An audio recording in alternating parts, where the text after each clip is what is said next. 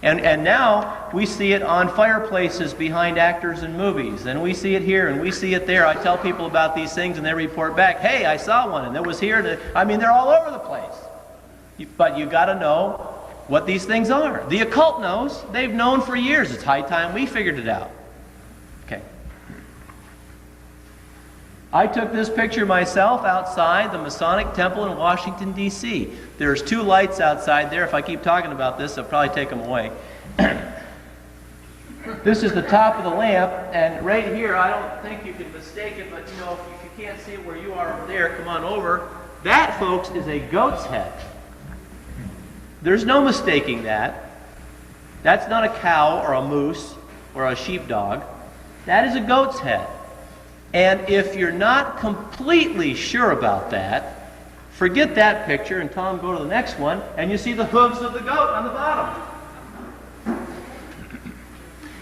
And of course, those people who have been in the temple come out with pictures.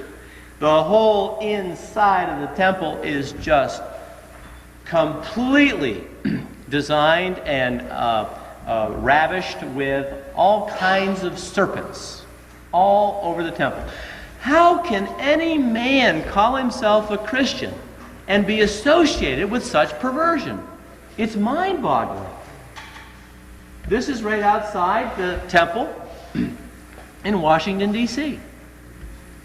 Now again, we see the serpent around the neck here.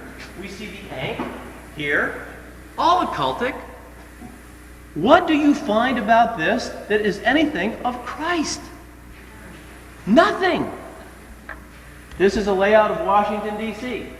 When they laid the city out, the architect was a Mason and they laid it out in Masonic symbolism. Here's the White House. Here's the Washington Monument, as I said, point within a circle. Here's the Capitol. The streets that go to the Capitol make up Masonic symbolism, obviously. There's a goat's head up here, and if you turn this on its side, the other way, the other way, one more, you'll see an inverted 5-pointed star with the bottom right on top of the White House, folks. That is a satanic symbol. That is a pentagram. What are the other points? These other points, I should know them. I can give them to you if you want to write me. I mean, I just don't have them here with me. One's Mount Vernon Square. They're all important in reminding yourself. That's right. Nothing here is happening by accident. That's my whole point. Now, the New Age, where does the New Age come from? It comes right straight out of the Scottish Rite of Freemasonry. They've published the New Age magazine for nearly 100 years. When Paul Fisher wrote that book, Behind the Lodge Door, with almost 1,000 references, they changed the name. Now they call it New Age Journal or something like that. So, the New Age comes from Freemasonry. This is Albert Pike. Albert Pike wrote Morals and Dogma. Morals and Dogma is a very large treatise on pretty much the sacred mysteries of Freemasonry. He talks about Christianity in there, but he mixes it in with Osiris and Isis and the Eleusinian mysteries and just about every religion known to mankind. And this is Madame Blavatsky, whose Theosophical Society, the whole goal of the Theosophical Society was to create a unity among religions. In other words, water down Christianity, make it bland, make it simple, turn it into absolute nothingness, and then mingle it with all of the other religions. And of course, she was a Satanist, a Luciferian. And, you know, what gets me is she says there is no religion higher than truth, right? And here's the serpent eating his tail. You see it? Nazi symbol on top. The serpent eating his tail was the symbol that Benjamin Franklin used. Benjamin Franklin has been considered the greatest proponent of colonial Freemasonry that we ever had. And one of Blavatsky's statements was, what is one to do? when in order to rule men, it is necessary to deceive them.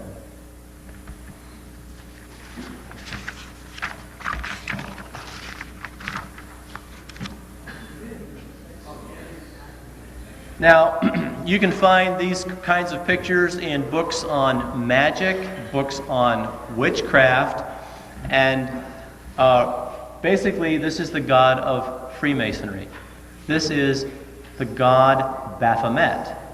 This is the god that the Templars were supposed to have been worshiping when they came back from the Crusades, and the Pope and Philip le Bel condemned Jacques de Molay, who was the head of the Templars at that point in time, and they scattered to Portugal and Scotland. Of course, resurfaced later as the organization of Freemasonry. But again, this is the god of Freemasonry. Now, how would you like to be the wife of a Mason and suddenly come to realize what your husband is into? And he has taken an oath, hasn't he? He's not going to tell you what he's into. Now, what I like to do when I can, I like to read the occult's own books. And I have a book here called The Evolution of Freemasonry, written by a Freemason, published by McCoy Publishing Company, which is a Masonic publishing company. Some of you will really enjoy this. I just toss it in here because I thought it was interesting. It's in this book on page 89. There's a picture of Martin Luther, and it says, Martin Luther opened the way for the future development of Freemasonry. In the book, 10,000 Freemasons, 10,000 Famous Freemasons, written by a Freemason, there is an individual who was a cohort of Martin Luther, who was himself a Freemason. And so, was Luther himself a Mason? I don't know. They don't hold to that themselves. They don't particularly care to honor him as a member of the lodge. But the point is that he certainly didn't help things, did he? And then we have on page 259 in this same book called The Evolution of Freemasonry, this quote, Freemasonry's bitterest foe has always been, you want to guess? The Church of Rome. This is the Masons talking. That's why I love this. This is the Masons talking. Freemasonry's bitterest foe has always been the Church of Rome. Now, how can you be a Mason and go to Mass? How can you be a Mason and say Mass?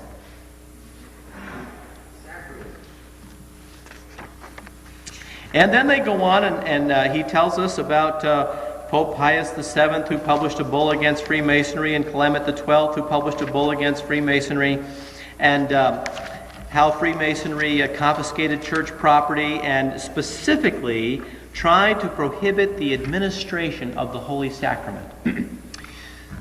Satan wants to prevent the Blessed Sacrament from being delivered and exposed.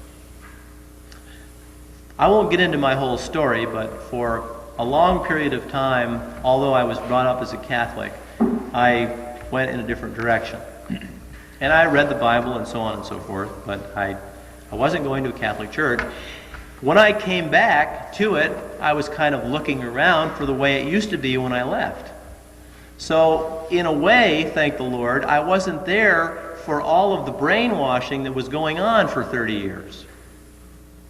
And so when I was looking for things that I used to realize were there and should be there, they were gone. Like an altar. It's gone. Like a railing. It's gone. Like Stations of the Cross. If they're not gone, they're so small you can hardly see them. And the tabernacle. Where did it go? Now what I do is when I walk into a Catholic church, I look for where they hid it. Recently I went to a Catholic church in Florida, and I knew they wouldn't put it on the front altar, so I suspected they might have it over on a side altar, tucked away somewhere. But they didn't have any side altars in this church. So I'm looking all over the place, and I said, I can't see the thing anywhere. So I asked somebody,